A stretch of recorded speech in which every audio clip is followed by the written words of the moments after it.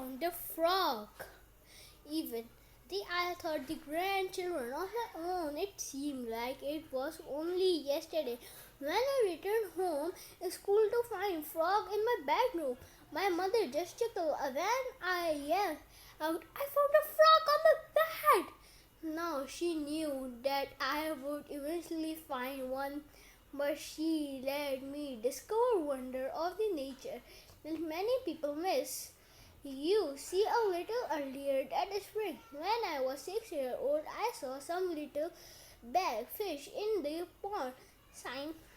Since I didn't have any pet, I went home and asked my mother if I could have one after we talked about my catching some of the fishes, so I and the personal responsibility of a pet.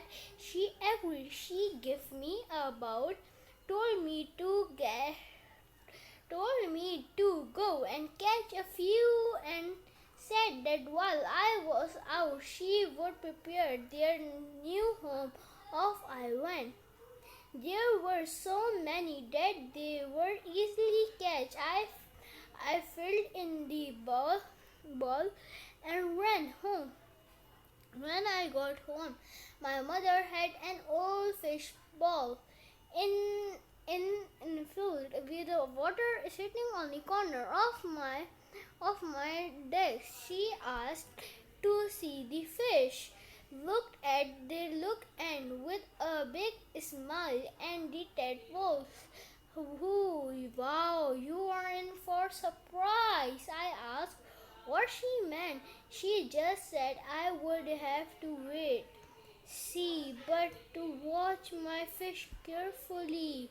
After a few weeks, I noticed some were changing. "Mom," I yelled with the excitement, "come here, come here. My fish are growing legs." She came into my room, smiled, and told me to keep watching. After several more weeks, there were more changes. "Mom," I yelled with excitement, "come here! My fish are growing front legs and their tail. This is going away." A week or so later, when I got up, I was amazed. There were changes in my fish. I didn't have tails. Their legs and were bigger and bigger, and then they didn't look like the little black fish I had caught earlier in the spring.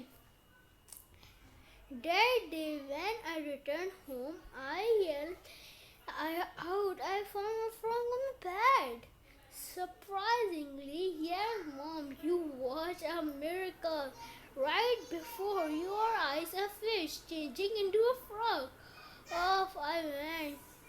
Again, a title of this book is "Find a Frog." Like, share, and subscribe.